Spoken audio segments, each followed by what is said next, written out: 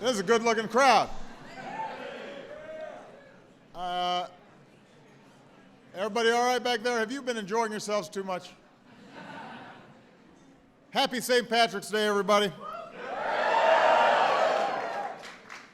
There are too many distinguished Irish and Irish Americans here tonight to mention, so I'll just offer 100,000 welcomes to the White House. But I want to offer a warm welcome to our special guests, Taoiseach Kenny and his lovely wife, Fionnuala. Give them a big round of applause.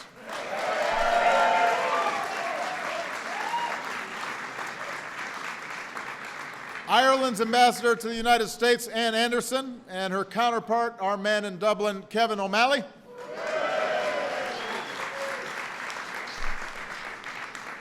I also want to take a moment to recognize those who do the hard work of waging peace. Theresa Villiers, the UK's Secretary of State for Northern Ireland, is here. Please give Theresa a big round of applause. As is America's Consul General in Belfast, Greg Burton. Hey, Greg. And Richard Haas, two men who helped to bring about the Stormont House Agreement to fruition. And we are very grateful to them. Two people who were going to be here, First Minister Peter Robinson and Deputy First Minister Martin McGuinness, are home hammering out the details to implement the agreement. So we wish them good luck and Godspeed so the people of Northern Ireland can finally enjoy the full fruits of a lasting peace. Hear, hear. There's always a brood of Irish-American members of Congress running around here, or folks who wish they were Irish. But let me just mention one. When Brendan Boyle ran for Congress last year, his campaign was followed closely by folks back in Ireland, not so much because of him, although he's an impressive young man, but because of his dad. Frank Boyle grew up in Donegal. He moved to America as a young man, married an Irish lass, had two sons. He supported his family by working as a janitor for the Philadelphia Public Transit Authority. Today, one son, Kevin, serves in the Pennsylvania House of Representatives. Brendan serves in the United States Congress. The Boyle boys are all here today. They've made people across two nations very proud. Give them a big round of applause. Hey.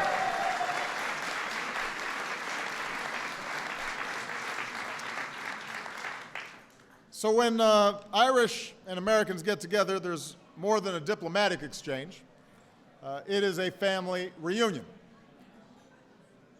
Literally. My eighth cousin, Henry,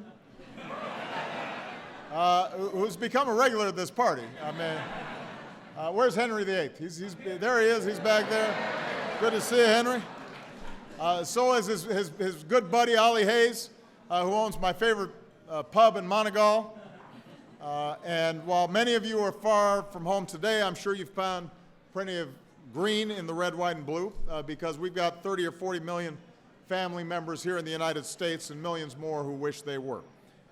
Now, Shaw said that an Irishman's heart is nothing but his imagination. And if there's any place that can set the imagination on fire, it is Ireland. I remember my own visit to Dublin and Monegal and Belfast, the unrushed landscape, the unrushed pint of black. Waiting for that perfect pint is 90 seconds well spent.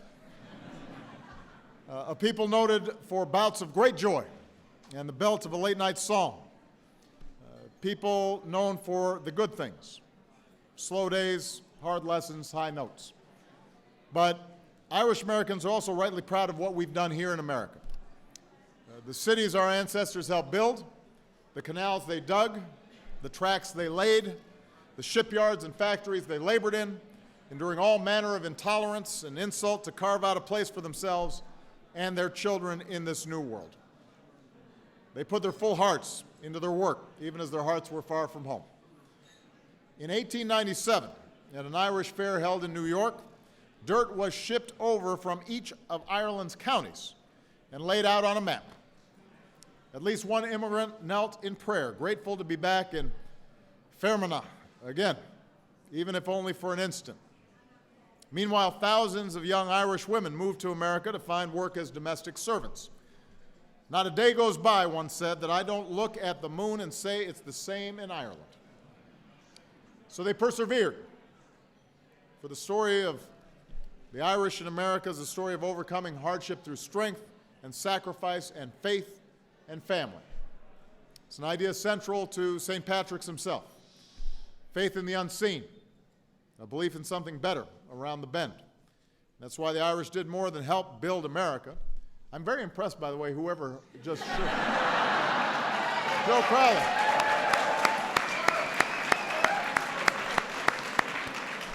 I was going to wait until the Taoiseach spoke to shush everybody. But Joe handled his business. I like that, Joe. But the Irish did more than just build America. They helped to sharpen the idea of America. The notion that no matter who you are, where you come from, what your last name is, in this country, you can make it. And today we revel in that idea. We remember the great Irish Americans of the past, those who struggled in obscurity, those who rose to the highest levels of politics and business and the arts. We celebrate the ideals at the heart of the Irish American story, ones that people everywhere can embrace: friendship and family and hard work and humility, fairness and dignity, and the persistent belief that tomorrow will be better than today. Yeats is one of my favorite poets, and the Taoiseach honored me by giving me a slim volume of his favorite works. So in this 150th anniversary year of his birth, I'll just close with words from one of his plays. I have believed the best of every man, and find that to believe it is enough to make a bad man show him at his best, or even a good man swing his lantern higher. And with that, I will turn it over to our guest, a man who always swings his lantern higher, the Taoiseach of Ireland, Prime Minister Kinney.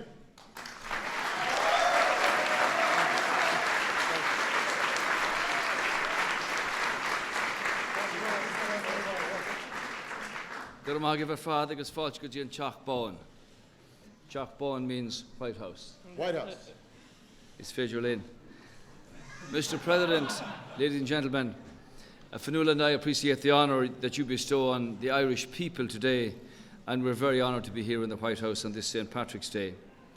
Let me extend and thank you for your hospitality to the Irish people and those of Irish descent here in the United States who are represented here this evening. I want to thank you, President Obama and Vice President Biden, for your friendship and for your support for Ireland, North and South. When we met in the Oval Office this morning, says he,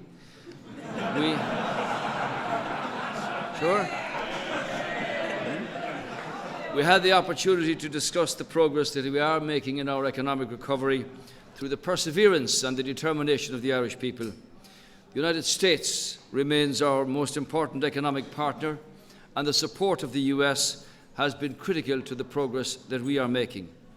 The improvement that the US economy is making under your leadership, President, is essential not only to jobs and growth in the United States, but also to Ireland's recovery and growth throughout the global economy. Let me thank you in particular, Mr. President, for the work that you are doing to achieve immigration reform, and in particular for the executive actions which you announced last November.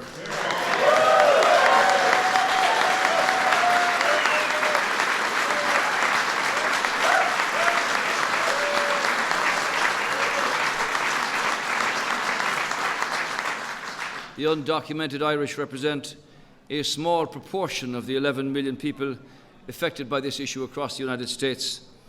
But I can also tell you that almost every family in our country is related to or knows somebody who is caught up in this deeply distressing situation.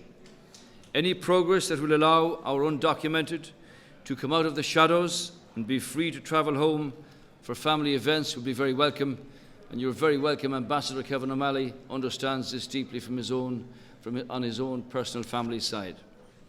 We also want to see a legal pathway for the future for Irish people to make their full contribution here, if they so choose. I can assure you this evening, Mr. President, that we will continue to add our voice to the many voices calling on this Congress to pass immigration reform legislation as soon as possible.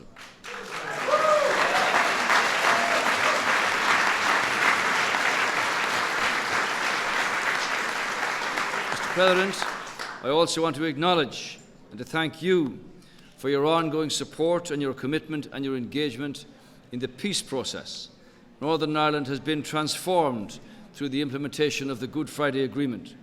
Huge steps have been taken, but the work of building a shared future, bringing an end to sectarian division, and to ensure that future generations will grow in mutual respect and tolerance is still a work in progress. The Stormont House Agreement reached last December is a welcome step, a welcome further step forward, and let me publicly acknowledge the role of Senator Gary Hart, appointed by you and Vice President Biden as your representative in reaching and helping parties to reach that agreement.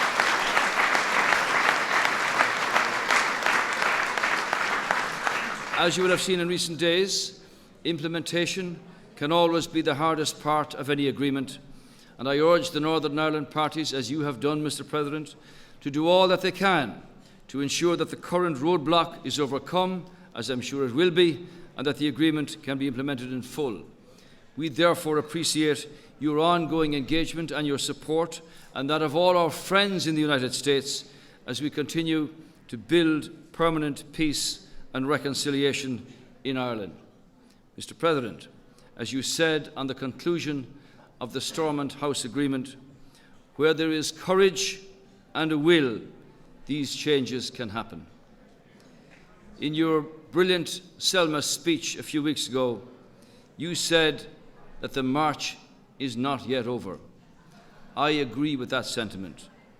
Nor can it be until democratically elected politicians decide to make decisions that are of benefit to all. In Ireland, we're now in a decade of commemorations marking the 100th anniversary of the tumultuous events that resulted in our country achieving its independence. Next year, we commemorate the anniversary of the 1916 Rising in Ireland and around the globe, including a major festival here in Washington in the Kennedy Center. This year, as you know, is also the 150th anniversary of the birth of the great poet W.B. Yeats, to whom you have referred, Mr. President. We will mark that event on many occasions in Ireland, here in the US and around the world. And to mark that particular anniversary, Mr. President, this year, the Shamrock Bowl is engraved with one of his most famous and beautiful poems, He Wishes for the Cloth of Heaven. The last line reads in that, Mr. President, if I recall it correctly, to paraphrase it, tread softly, for you tread upon our dreams. Banach the Law Éile Fáidrig Díobh go léir. Happy St. Patrick's Day to you all. Have a wonderful occasion here in the presence of the Lord.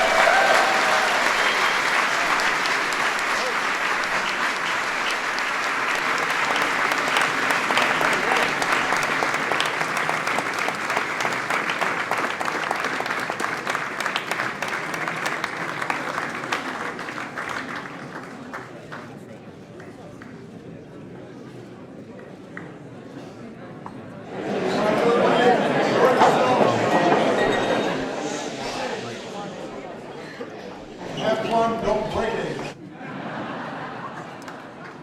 And you can take the paper napkins, but not the cloth ones. They don't belong to me. And I want my security deposit back. Thank you.